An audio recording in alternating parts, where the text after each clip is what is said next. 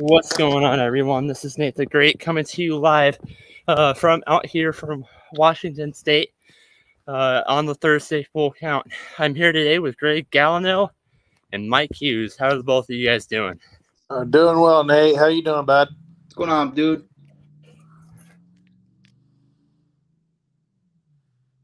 I'm letting the dogs in, but I'm doing well myself. That's good. So, very first topic of the show. Playoffs are. Regular season is coming to a close. And the New York Yankees are currently right now sitting at the number 4 seed. Now, I'm wondering.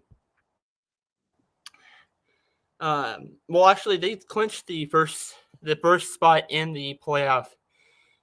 They clinched the first spot in the playoff ticket, but the Rays, you have the Rays and you have all those that are in. So, with them winning the division, how far do you see them going? I'm going to give this to Mike first, since he's a Cubs fan. I love Riz. I got mad love for Riz. I always will. But it's not a one-man show. We've seen it before. I love Stanton. I love Judge. I love what they can do, but I feel like at times they're very inconsistent, especially in October. So I don't think this Yankees. I think their offense is definitely set. They're set to do the long haul. You got Gallo. You got Torres. Shaky, but at his best, he can be serviceable. I don't think this pitching rotation is deep enough to face somebody like the Tampa Bay Rays. They're definitely not deep enough to face the Astros. They're definitely not deep enough to face the White Sox offense with Tony La Russa. I mean, I think they might be able to get away with it by knocking a few bombs early in the game. But with that being said, I don't think they go very far into this because after Garrett Cole, really, what do you have?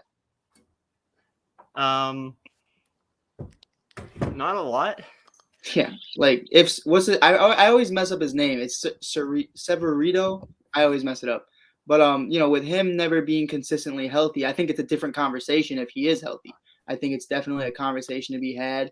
That if he was there, you could get 2 games out of that, and it's a 4-game series if I'm not mistaken. So I mean, it is very interesting, or a 5-game. It is very interesting to see how that would have played out.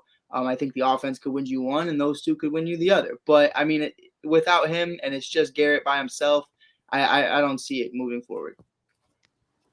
Greg, I want to know, what are your thoughts? Well, Mike hit on it. One thing that's kind of lacking with the Yankees is they've been having inconsistent pitching, and as we see when it comes to playoff time and making a run for World Series appearance and a World Series win, pitching is paramount in this game. That's why you see a lot of big names picked up in the offseason and at the trade deadlines and everything, because that's the biggest thing that is going to catapult a team from being a contender to being a real serious threat, because lack of pitching and lack of pitching depth goes a long ways.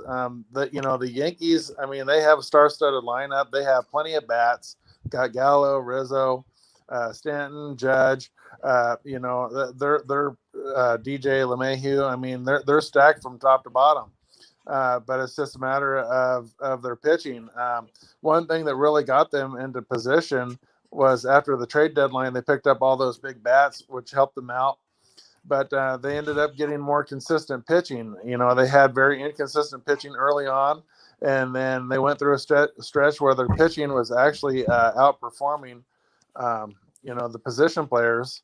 But now they're kind of at a standstill too, where now they're getting most of their wins because of the big bats. But if the bats cool off, I think they're in trouble because, like Mike said, they don't have a lot of top-notch pitchers. They don't have a lot of depth within the bullpen. They've had some bullpen issues this year with Britton kind of wanting to take himself out of the closer role, and they've just had too many things going on. I think that they can make a run because offensively they have all the tools to do it. I mean, they're pretty much everybody in that lineup's a tough out. But as we've seen through the last at least 7 World Series or so, it's all about pitching. I mean, look at what Bumgarner did. Look at what some of these guys did. A lot of the World Series MVPs have been pitchers as of late. So pitching is key. So I don't know if the Yankees are going to quite make it just because of the fact that they don't have a whole lot of marquee pitchers out there to throw out at a team like the White Sox or the Astros or the Rays. So I think they're going to fall a little bit short this year of making a World Series appearance. I do too. I do want to say one thing though. They can't get any higher in their playoff seeding. Well, actually, they can get. I mean, they can. Statistically speaking, they still can get to that number 2 seed, but we probably know that's not going to happen. Right. Heading into playoffs, I could see, because you still have 4 more games left. I can see the Chicago White Sox arresting some of their players heading into next week, because that's really what they have to worry about at this point.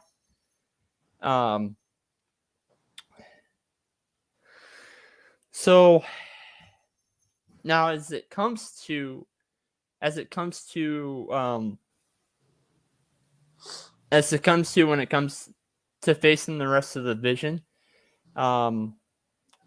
they're probably going to hit that number 3 seed, like I said. So the first thing they face is, I think it was the winner of the wild card, or was that number? I have to look at the seeding again. But I think they face the winner of the wild card first, right? I think you're right, Nate. So whoever wins, I think they go on to the third rounds, because wild card being that play in the first round of the playoffs. But I don't see them going past either the Astros or the Rays. Yeah.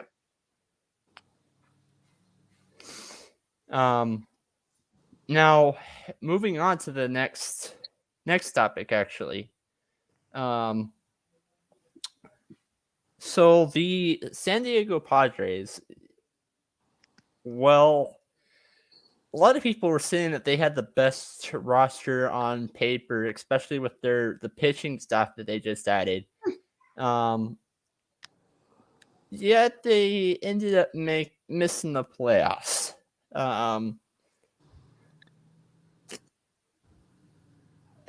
So even though they missed the playoffs, I guess this is going to be a 2-part question. On paper, do you feel like they should be a playoff team? And B, the second question, what do you think was their biggest issue for this season? Especially since they were very competitive when they facing the Dodgers and the Giants and all them, but there was really that one point where things just started to go downhill. So what was their issue? Right. Give this to Greg first. Well, when you look at their roster on paper, of course, they're a playoff team. I mean, they got some big names. I mean, they picked up Yu Darvish and Blake Snell in free agency to solidify their pitching lineup. And then they've got some really hot prospects coming up through the minor leagues that are supposed to tear it up pretty soon for their pitching staff. But, when you look at Machado, Tatis, I mean, they have plenty of firepower. They got Hosmer over there.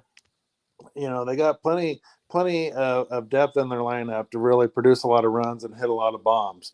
So, yeah, I think that when you're looking at their roster and how much they're spending and their pitching staff and everything, yeah, on paper they're loaded.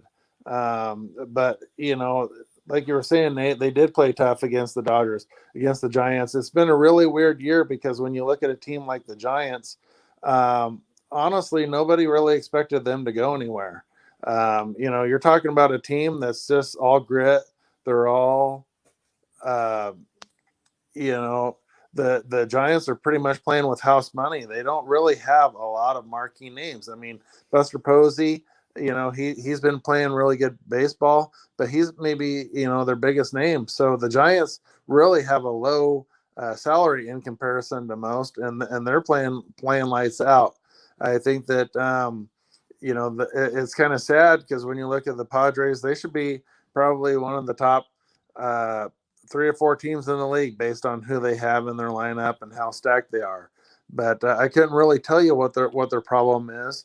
I think their problem is what a lot of problems is for teams is pitching inconsistencies. Sometimes players get hot, but then others cool down. And sometimes you can't get. Like we've seen with the Yankees. Sometimes Stanton gets hot and Judge gets cold, or Judge gets hot and Stanton gets cold. Sometimes nobody's really hot or at least lukewarm, at the same time. So I think that just kind of inconsistencies at the plate and a little bit of inconsistencies and a few injuries here and there have really plagued the Padres. I mean, I guess that's the best way I can put it, because when you're looking at their roster, there's no way that they should be missing the playoffs. I mean, they're just too good on paper to be missing a playoff spot. Hold on. So, Mike, I'm gonna hear what your thoughts are and thoughts in that question. For me, and it's coming from someone who's played baseball at a fairly decent level. I played with many teams. I played with many organizations: lacrosse, baseball, football, basketball, whatever it was. The thing for me that always comes down to a championship isn't even the roster itself. It's a great aspect of it. It's a great point. I think Greg makes amazing points. Like, bro, you have Darvish, who was a Cy Young candidate. He could have won. You definitely have, Blake Snell, who's a World Series type guy who's ready for the moment. He can do it. He's a Cy Young candidate. You have all these dogs in Machado and Tatis, and you should be able to establish this winning culture. But what comes down to it at the end of the day for me is gelling and chemistry at the right time. I think Greg hit it on the head with the Giants. Nobody expected this from the Giants. Nobody expected them to be this good. They really don't have that big name of players. From their pitching rotation especially, you don't have really big name players. For the most part, you got Crawford, you got Posey, you got Bryant now. You're welcome. And you got a couple other guys. But it's definitely a chemistry thing. It's definitely, like Greg said, guys getting hot at the right time, guys gelling, guys having fun, and guys just believing in what the product is. And I think a big thing right now is that there's so many big heads in this Padres organization that they're all kind of trying to win.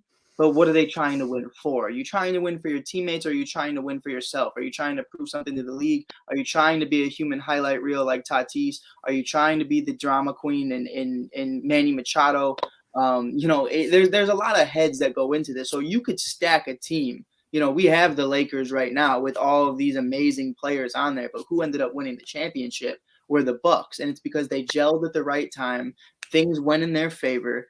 You're just a king of the moment. And I think you take advantage of those opportunities, and the Padres lack that. I watched them firsthand get swept by the Cubs earlier on, and I believe it was April or May. I was at those games, and it was definitely something to see, because as cool as it was to see Tatis hit a home run, the guys who were pitching against him, he should have hit 3. Like, that's just how it goes. And it's definitely one of those scenarios where I'm looking at it as definitely should have made the playoffs, definitely should be winning the World Series. It's them and Dodgers neck and neck if we're going off paper. But at the end of the day, it all comes down to guys showing up when it matters most to win these games, and them just gelling, and we're going to talk about it a little bit later about the miscommunications and the issues between Machado and Tatis and how real that is or not. But that moment for me was when I realized they were going to miss the playoffs, because for me, it was more of something when those things happen, it's in-house. First of all, those things, if you're a World Series contender, those things shouldn't be happening. Tatis shouldn't be having those issues. These guys are young. These guys are still trying to figure it out. Manny Machado's been there before, but, he acted respectfully like a douchebag in the World Series. And everybody knew that when he was with the Dodgers. And that's a big part of the reason why he didn't stay and they didn't offer him that contract. You don't really have a legitimate leader, I would say, on that team. You have certified stars, without a doubt, but I don't think they have a certified leader the way the Cubs had Rizzo, the way, like you said, with Bumgarner back in the San Francisco days. They did their thing. and they definitely show out. And for me, looking at this team, I couldn't tell you who the leader of this team is strictly based off of leadership quality. I could tell you Tatis is the best player on the team, without a doubt, and I think you guys could agree with me on that. But I don't see anybody, when you're down 3-1 in game 7, like who's going to make the speech? Who's going to bring everybody together? I couldn't tell you who it was. I just see it as everybody's pointing fingers. Everybody's saying how good we are on paper. I think they really just kind of lived off that, and they got a little too, full of themselves. So I wanted to touch on a point that you said earlier in your segment. When you were talking about the Giants and you said that they really don't have any big names, and I know I'm kind of going off topic, but right. Do you think that's going to hurt them heading into playoffs? Personally, no. I don't think so at all. I think it's definitely one of those things. These guys aren't big names right now because this is the first year they're really getting any attention. Going into I keep talking about the Cubs, but going into 2015 with such a young core like this, they're young guys. Brandon Crawford has been slept on for so long. He's an amazing defender. He's an amazing asset. I think you guys could agree with me on that one. But, you have a Chris Bryant who's been there before. You have Posey who's been there before. You have some guys who understand what it takes to win. And those are guys who are level-headed. They're not very full of themselves like we have with Machado. And this isn't the show about taking shots at Machado. I don't want you guys to think I hate him. I'm just saying from a leadership standpoint, I feel like that's where he lacks. So I really don't feel like it matters who you are. I feel like you look at this White Sox team and you look at who's been in the playoffs before on this White Sox team, other than last year in that 60-game season, it's really nobody. It's Dallas Keuchel, Yasmani Grandal, and a couple others. But other than that, these guys are all young guys who were recently rookies not that long ago, and you still take them seriously because even though they're not huge names right now, they just haven't been around long enough to be those names. So for me, I definitely think this team is legit. I definitely think, like I said, they're gelling and they have the chemistry at the right time. So you should definitely take them seriously regardless. So going on and moving on to this next topic is moving on to this next topic because I accidentally clicked off that page. Let's actually move over onto the other side. Actually, I think I'm going to give you the big screen here. The St. Louis Cardinals. They're now on a 17th win, 17-game winning streak here. Right. And they have now clinched the playoffs. Greg, since this is your favorite team, that's how it is, Greg. Yeah, I didn't know that. I want to give you the big screen and say what your thoughts are and how do you think the Cardinals are going to go to since they clinched their playoff picture.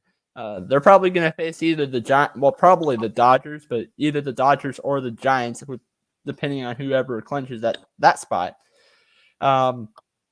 Do you think that they're going to go past? Give your little thoughts on your team. Well, I'll tell you, you know me, Nate. About 6-7 weeks ago, I wasn't too high on my Cards. They were floundering. I didn't even think that they were going to sniff the playoffs. They were sinking bad and everything. And then something just clicked. It was almost like the fountain of youth just hit. Wainwright is pitching lights out baseball right now. Old man Wainwright.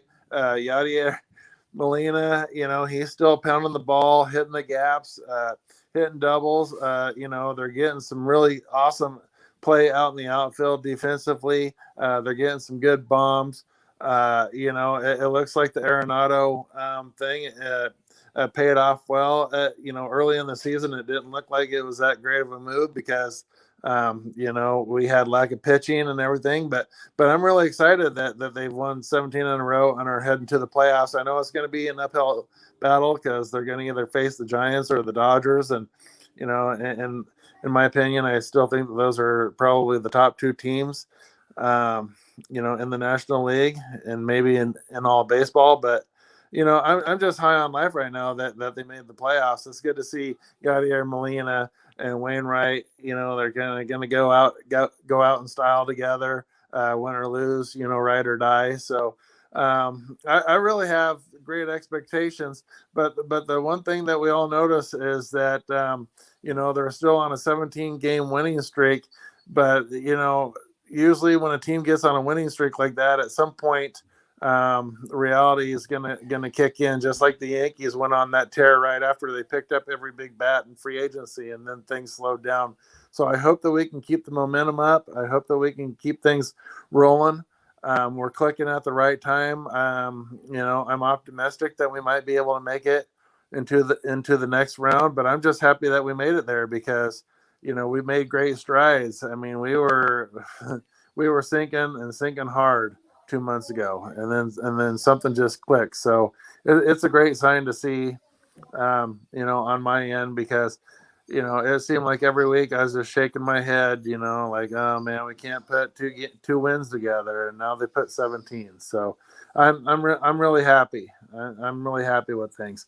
I can't tell you if we're World Series bound. I still think that a team like the Dodgers or the Giants or Brewers are probably more poised to make a run for the World Series than my Cardinals. But I'm just happy, and I'm ready to tune in and watch some playoff baseball. It's a Washington Nationals remake, that's for sure. If it is a World Series rebound, let's transition. Mike, you're not a Cardinals fan, but you're a fan. Well, they're in your division. Guess what I'm trying to say. Yeah. So what are your takes on the Cardinals team?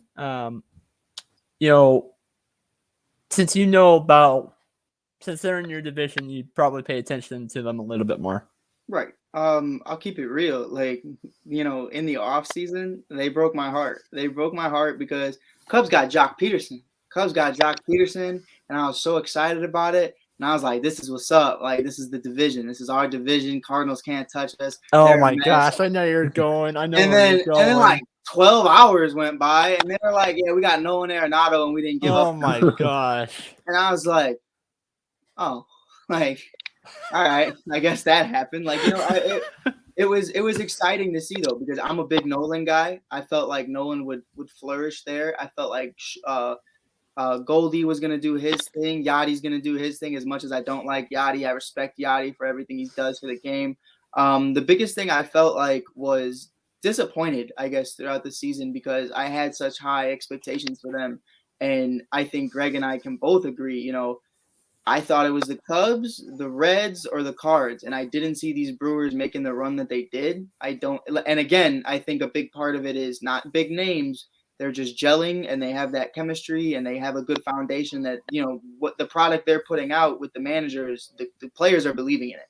So I think that was the biggest thing. I think the biggest thing was chemistry, Arenado figuring out his thing with Goldie, and just everybody just grinding at the right time. And 17 games straight, just to lose to the Brewers the other night, 4-0. It was an amazing run, and I'll take zero credit from them for that. Discredit, I should say. But it was definitely something amazing to watch. It was fun baseball for a while. Do I want to see them succeed? No, but would I rather see them, take as much opportunity as they can with an amazing roster? Because they have an amazing roster. The pitching is where they lack. Same with the Yankees. I feel like this offense can really, granted there's the Dodgers and then a couple other rosters or lineups where you look at it and you go, all right, maybe the Cardinals are disadvantaged. But if you're looking at the majority of the teams in the playoffs, I think offensively, tick for tack, I think the Cardinals can hang if they all are meshing at the right time. So I am a fan of this Cardinals team. I definitely would rather see the Cardinals than the Dodgers in the playoffs. So that's just my take on it. So if they want to make that little run, that'd be dope. But yeah, it was definitely something I didn't even think was in the realm of possibility, but I worked at Wrigley Field all summer. I was part of the morning crew. I'd watch Arenado take at bats. I'd watch Goldie take those at bats. It was all there. Like these guys put in work. Like it's unseen. They put in a lot of work. And now it's just transitioning on paper, and it's coming in games when you're seeing it work out. So I think that's really good for Greg. I promise you, like Greg said, if you told him 3 weeks ago they'd be in the playoffs, he'd tell you you're crazy. But anything can happen. Everything just worked out at the end of the day. So bottom bottom of the screen, I decided to put a score update for the Astros and the Rays to see where that's all going. So let's move on and actually move on to the next subject for the show.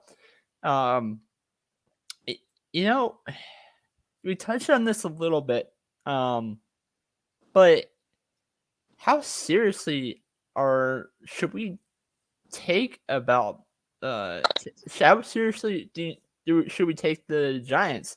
You know, they're probably going to be first seed. They probably are going to win the division in that West. Which Right. is something that nobody's done. It's been the Dodgers for at least 11 years. So, Yeah. how seriously do you think we should take that team? And I'm going to go with Greg on this one, since you kind of did touch it when we were going off topic there. Well, I think that we should take them very seriously. I mean, it's not like they just put together, these wild spurts, these huge winning streaks and stuff and everything, and they're just getting by on that. I mean, they played very consistently all season long. So, their pitching has been really good, even though they don't have, like Mike and I have been saying, they don't have a ton of big name pitchers. Most of these guys have been in the league for a couple of years, or rookies. So I mean, what's going on with the Giants is they just know how to get them on and get them over and get them in. They play a little bit of the ball that the early '80s Cardinals used to play. They get some stolen bases. They hit for singles, doubles. They got a little bit of pop in their lineup, but they've been playing consistent all year long. It's not like this has come out of nowhere. It is a little bit surprising to see, this team of kind of ragtag guys with a few, stars mixed in with Crawford and Bryant and Belt in there, to kind of keep everything going. But, for the most part, it's a very young team, but they're playing very consistent baseball. They're playing very sound baseball. They don't make a lot of mistakes. They don't commit a lot of errors. So I think that they can go quite a long ways. I think that the one thing that's going to stop them, or potentially stop them, is just the depth in the Dodgers lineup. The Dodgers lineup is just too loaded with big names and big bats, and they also have a very decent pitching staff. Not the best pitching staff, but the Dodgers actually do have pitching to go along with their offensive power. So, that's one thing that the Dodgers have over the Yankees, is they not only have the bats, but they also have decent pitchers that can come and get big outs, and they have a little bit better depth in their bullpen. So I think that, it's going to be kind of neck and neck between the Dodgers and the Giants to see who goes. But I think that, we should take the Giants very seriously, because they've been outstanding all season long. It's not like they just played the last 3 months of the season lights out. They've been playing pretty good since day one. Give this to Mike. What are your thoughts? Anything to add on to that? I think Greg hit it on the nose. I definitely think, like we said with the Brewers, like we said with the Giants, these are teams that have stayed consistent throughout the entire year. They understand what their identity is. They understand what it takes to win and win against good teams. It's just a fact. I don't care. I don't care if you have Mookie Betts and Cody Bellinger and every single person that walks the earth of the top 50 roster on your team, because at the end of the day, it didn't work out for the Padres. The Dodgers got swept by the Cubs as well, and the Cubs are the Cubs. So it's definitely a situation where I've seen you not only lose to them, but lose to other bad teams as well, so that are currently rebuilding. So you don't have an identity. That team doesn't really have an identity. I feel like there's just too many faces. Of course, it's a great team. Of course, they can win the World Series. Because they're a little bit different than the Padres, where I feel like you do have leaders in Mookie and you have leaders in Kershaw and others. But I think at the end of the day, it doesn't discredit what other guys are doing, and it doesn't discredit what everybody else is trying to do. I think, of course, it's gonna be a great pitching game for the Dodgers going into the postseason. You have Walker Buehler, Kershaw, David Price, and others. It's gonna be a dogfight, and if Trevor Bauer I don't like talking about him because of his situation, but if those things didn't happen with him, what would have ended up happening with this rotation then? You also bring in Max Scherzer, like that's insane. It's insane to me too that Trevor Bauer isn't off their record books. Like they're still paying him. So the biggest thing to me is if what didn't happen with him happened, and if it's true, it's all his fault, and I don't feel sorry for him. But if it's not, it is what it is. We'll talk about it another time. But you would have had a playoff rotation of Scherzer, Kershaw, Buehler, Price, and then Bauer. Like that's insane. With any lineup, with any offensive lineup you have, I'd say you had a chance at winning the World Series. So looking at it, even without Bauer, I still think they have the best rotation in baseball. I think aside from that, I think the White Sox could give them a run for their money, rotation-wise. I think they are deep enough. I do think they're a little bit experienced enough. But I definitely think you still take those teams like the Brewers, like even the Cards at this time, because they are gelling right now. And I feel like Cody Bellinger has been really, really downplaying who he should be right now, from former MVP candidate to what we're seeing right now. I think these guys need to start figuring it out very quickly because, like you said, tomorrow's October 1st, boys, and it comes at you fast. And when you got to come to St. Louis or you got to come to Milwaukee in October, it's cold. It's cold, Cody. Yeah, it is. It's cold, Cody. And if you can't hit in LA, you ain't hitting a lick of nothing in Chicago, Milwaukee, or St. Louis. So I've actually been to St. Louis in October. I mean, it was not for baseball reasons, but I've been to St. Louis in October for a marching competition, and I could tell you it's cold out there. Yeah. So I'm gonna start for the remaining of the show. I'm gonna have a quick a little segment, and for all the teams that are in the playoff picture. Like if the season ended today, who would have the best chance as we go by team, to beat them in the playoffs? To beat the Dodgers? I'm just saying. Let me go across every team. Just go. Okay. Quick little segment on that.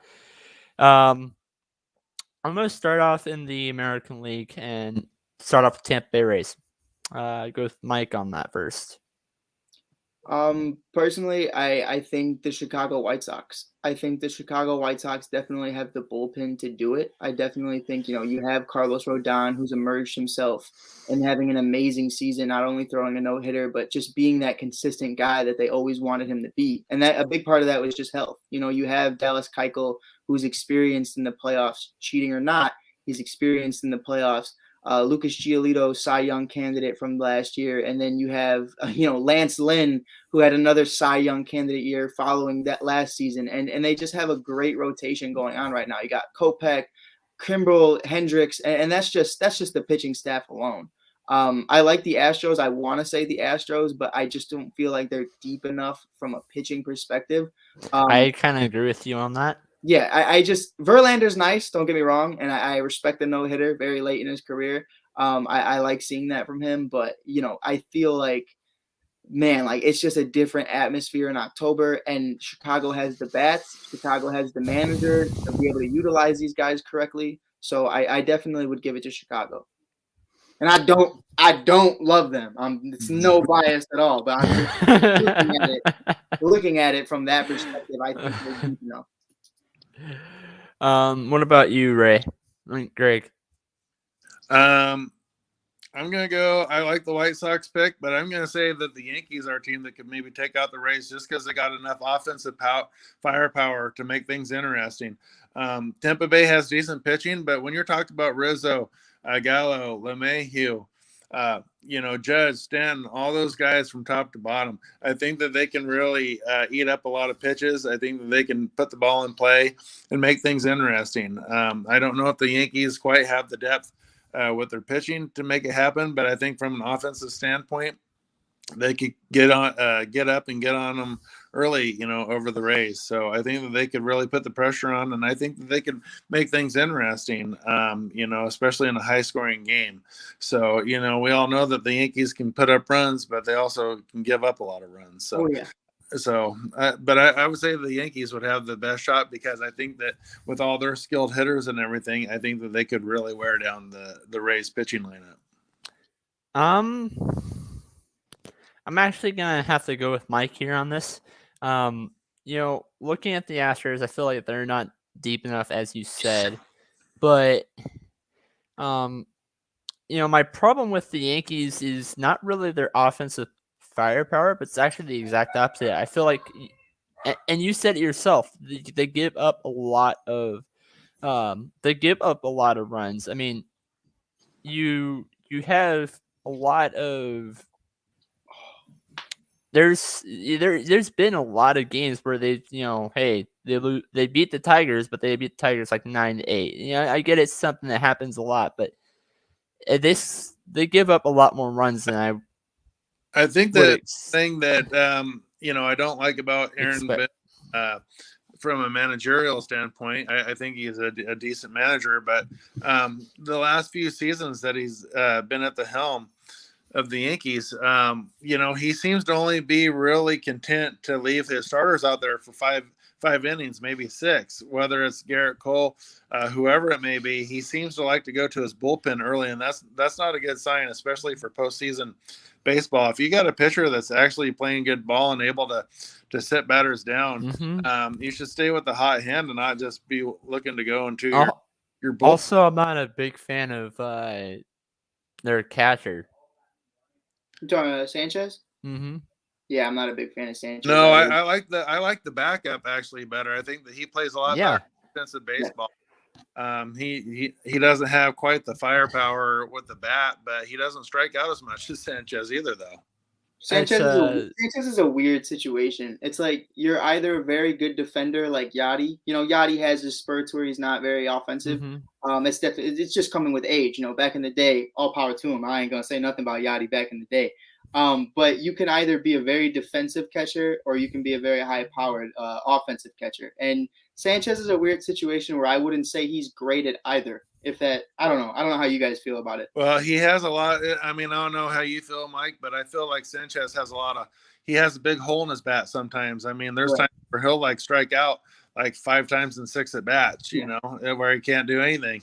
Right. But he'll have a stretch where he'll hit 4 home runs in 5 games. So that's why I wouldn't say he's great offensively or defensively. I think he's just kind of there, and I think he has his moments where he looks like there's a lot. I see why they hold on to him, but I definitely don't think the future is with Gary. If I had to give a cross sport.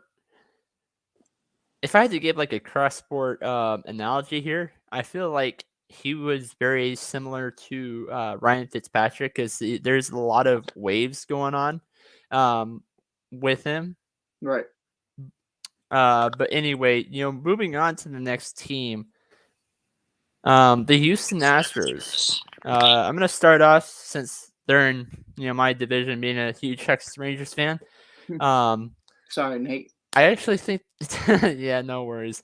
I actually think it's going to be. I know that they're losing 3-0 as put in the bottom of the screen. I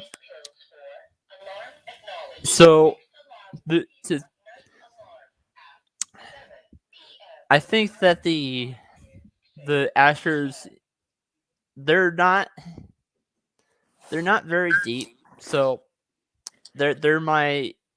I feel like Tampa has a lot better farm system. I know it's speaking towards the long term, but I feel like Tampa has a lot better, pretty much anything except for everything. Mike? For the Tampa versus Houston? No, Houston. Who do you think is going to be the best shot at beating Houston? Best shot at beating Houston. Again, I definitely think the White Sox are one of those guys, and I don't have them for every pick. But I definitely think the White Sox are one of those guys that could give them a run for their money. I would still, in that series, think that, cheating scandal or not, whatever you feel about it, this is a very young White Sox team. This is a very young Tampa team. Regardless of them going to the ship a year ago, They are a very young team, and they proved that they fumbled the bag. They lost Blake Snell. They kind of lost some respect from a manager standpoint because of how that all went down with Snell. So I love Wander Franco. I love him. He's a dog, and I want to get his jersey so bad. Them baby blue ones are they're pretty sick.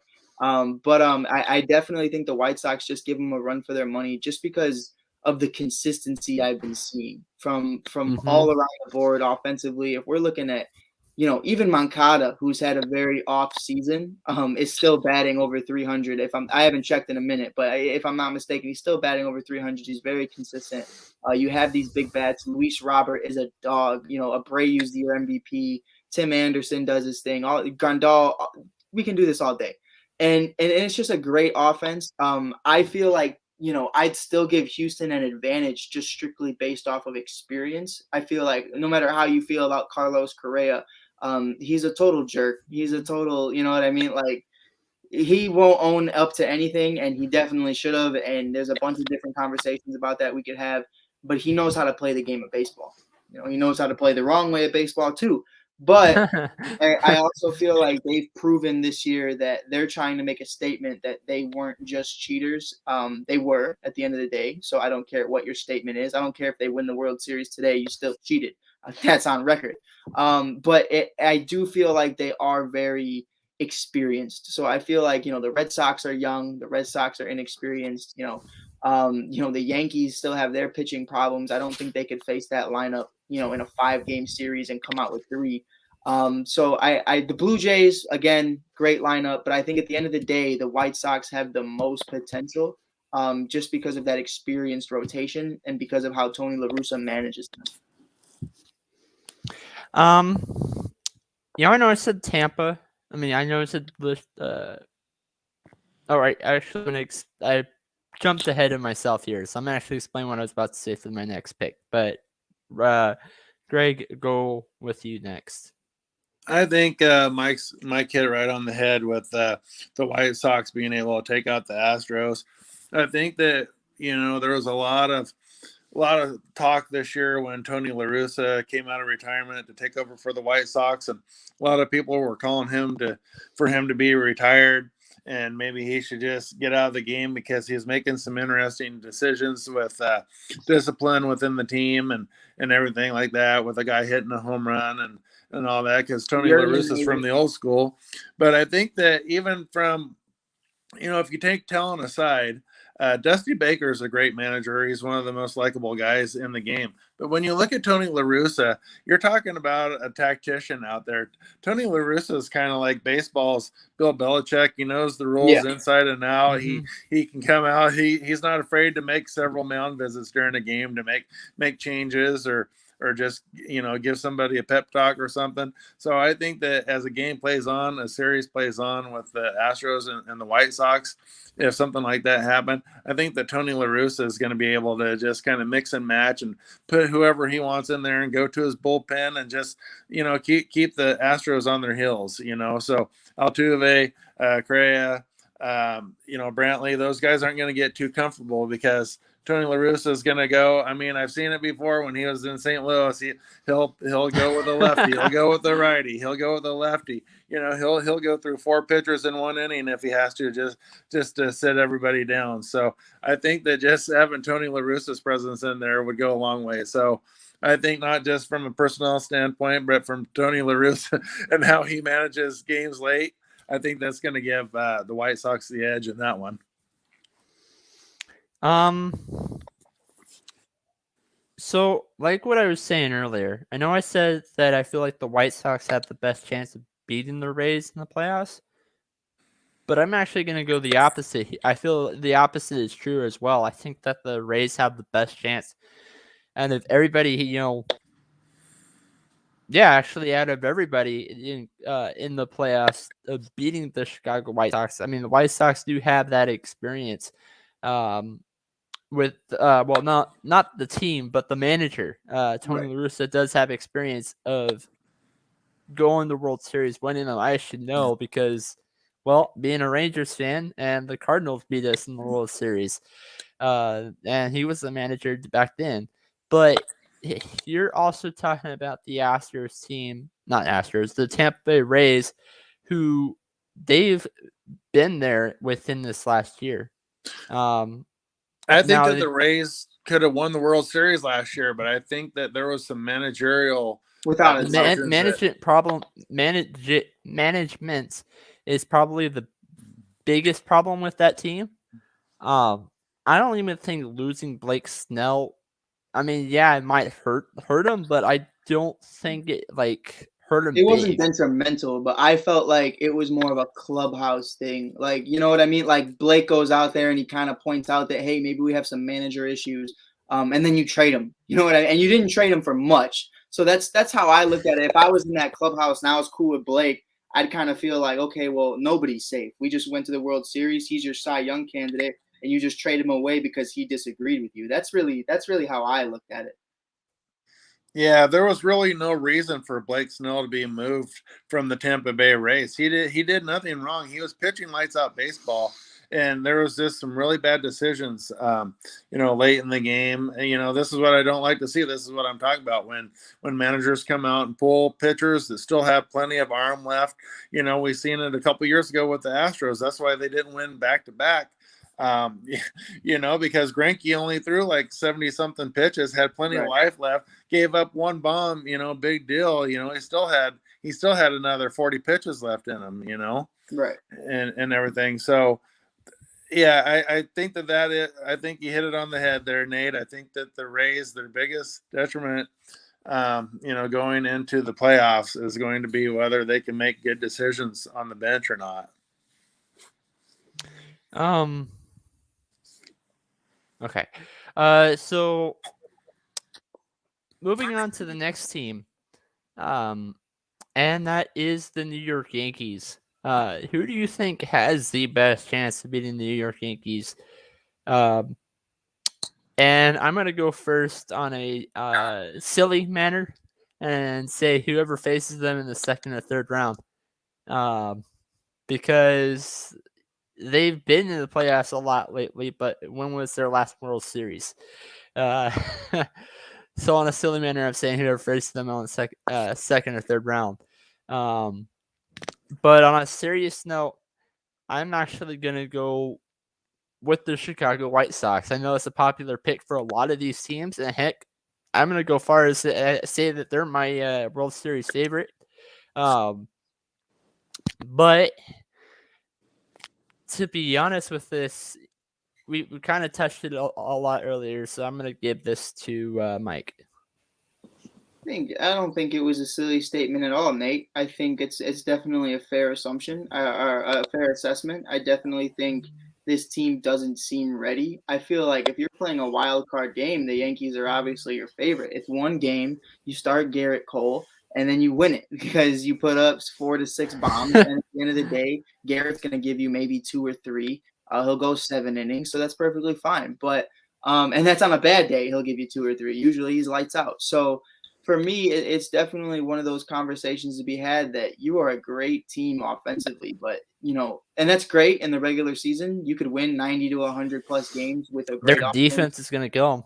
It is, and you don't have a great defense, and you really don't have a pitching rotation. And at the end of the day, the same way defense wins championships in football, pitching wins championships come October. You know what I mean? Like the Cubs back in the day were great, but what made them great was Arrieta, Hendricks, Lester, and Lackey. From thanks to my boy Greg for Lackey. But it was definitely those situations. You can have Hayward back, by the way, at any time. You can have him back. Anytime. I'm pretty sure. Yeah. I'll drive down there and I'll have him in bubble wrap for you and everything. He was the only player. He was the only player worth over $10 million that the Cubs didn't want to get rid of. Yeah, but it's definitely a conversation though that I love Riz, and I know he knows what it takes to win. Gallo is one of those guys I feel like is so hungry. Sorry, Nate, but he was on a horrible organization with a horrible team for so long. He's ready for the playoffs. He's ready for October. Whether he performs or not, I think he's mentally ready to win. I think he wants to win. Gleiber still has a lot of growing pains to go through, like we talked about. I just don't see them consistently hanging with anybody. I think even the Blue Jays at this point, the way Vlad Jr. has been going. He's fighting for the Triple Crown right now. Bo Bichette with his 100th RBI. You have Springer. You have other guys, Simeon. You have an amazing roster, an amazing offense with that. I think even the Blue Jays at this point could go tick for tack with the Yankees. So going on the last team, that's the Boston Red Sox. I mean, so the Boston Red Sox, weren't they the team, if I remember correctly, they won 3 years ago, right? Or was it 2? Right? 2018. Yeah. So to tell you the truth,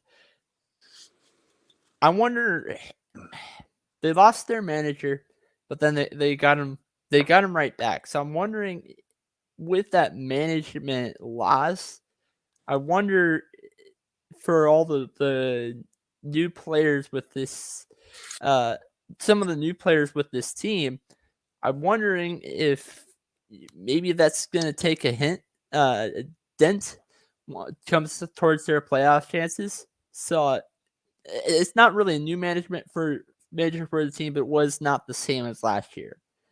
So I think that is what's going to hurt them the most. But when it comes towards a playoff team, I think really anybody in their division, either the Rays or the Yankees, because they know the Red Sox so well. And it might go in their favor as well because the Red Sox know those two teams so well because they're in the same division. But I think either one of those two teams will hurt them the most. Yeah, I mean, I could agree with that. I feel like they're very young. I feel like Chris Sale coming back a little late into the season. How ready is he going to be by October? I love Chris Sale. I've always loved Chris Sale. But really, and this might be my lack of just following them throughout the season. I feel like Chris Sale is really your only veteran type guy who's experienced enough in October to get through this. So I don't think they're deep enough the same way the Yankees are from a pitching aspect, bullpen or starting rotation wise, to really make a huge gap or a huge leap in the playoffs. But I could be wrong. So moving on to the other anyway, Greg, what are your takes on that? Who do you think has the best shot for the Red Sox? To beat the Red Sox, I would take pretty much anybody, really. I think that the Astros can take them. I think the White Sox can take them. I definitely think the Rays can take them. And I think that in a one-game battle, I think the Yankees can take them because throw out Garrett Cole out there and Judge and Stanton and Gallo do their thing. I think it's going to be kind of a no-brainer unless Chris Sale or somebody can really mow some people down. But I think that the best shot as far as taking out the Red Sox is probably going to be a team like the White Sox or the Rays that are just loaded and have consistent pitching. I think that's the best bet. The Red Sox are young. I think they're going to be around for a while. I've said it a long time ago that they have at least 5 good guys in the lineup. They got some pretty good firepower in their 1 through 5 hole. So it's just been pitching injuries and stuff like that that's plagued them. And then last year, losing Alex Cora over his ties to the Astros scandal and stuff, I think that just kind of sunk them a little bit, from an emotional standpoint. But to answer your question, I think that the Rays most likely would be the best chance to take out the Red Sox. So we're close to that hour mark. We're not there yet, but we're close to it. So that last part of the show, give your thoughts on the other conference in Major League Baseball, but since due to time constraint, don't really give an explanation. So the Giants are next. Greg? I think that if you're looking at the Giants, you got to go with their biggest foe, and that's going to be their rival in their division. I think that the Dodgers are stacked, offensively, and I think that they've got pretty sound pitching. I think that would be the best bet to maybe take out the Giants. I don't really see another team other than maybe the Brewers because they have outstanding pitching with Woodruff, Burns, and of course Hader in there, and they play excellent defensive baseball. But I would say if I had to pick between the Brewers and Dodgers, I would go with the Dodgers by a slim margin to take the Giants out. Mike? I agree. He hit it. Like, they're just, on paper, I had have to say the Dodgers. I'm going Dodgers as well. Next team in that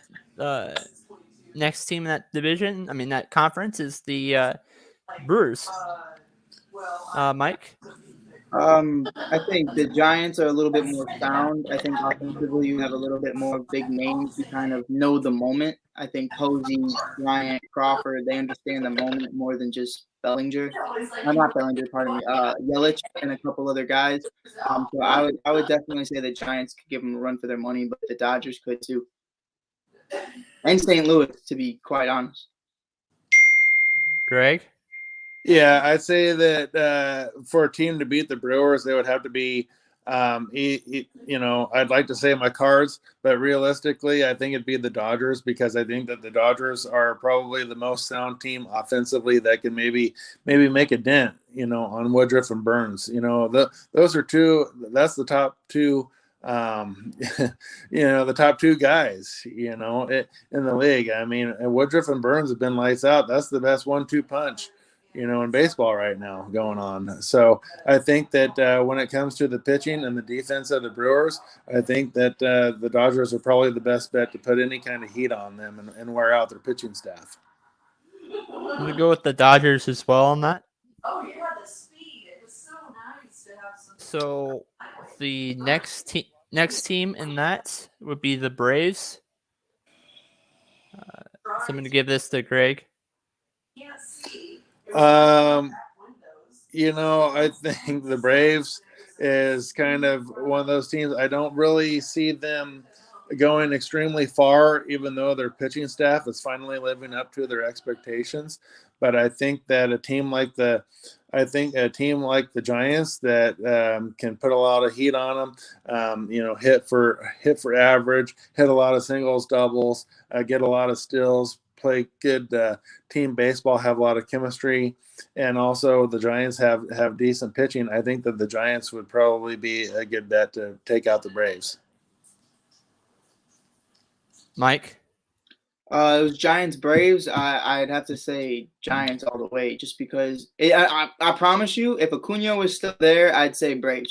I love the momentum they had. I love the momentum they were going with. But I don't care about Jocktober. I don't care about adding Jock Peterson to that to fill his role. I don't think that's gonna work out in the long run. If Acuna was here, I definitely think the way things went with the Padres, the way things are going with the Dodgers, the Braves could have made a serious run going into the World Series or at least the NLCS. So I would definitely say Giants, but I think, like I said, when Acuna comes back, if he's anything of what he was prior to that injury, they are a serious problem in the future for the NL.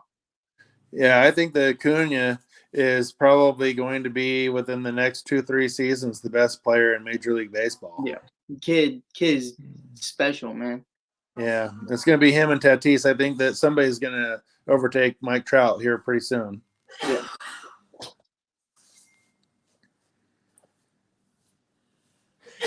So the next team is the Dodgers, but before I give that, I'm going to give my take, and I think that the Giants. I'm going to with you guys. The Giants think it would be a team that's most likely to take the Braves out. But what about the Dodgers? And I'm just going to say I'm not going to go with their divisional rival, but I'm actually going to go with the Cardinals on this. You guys are on early.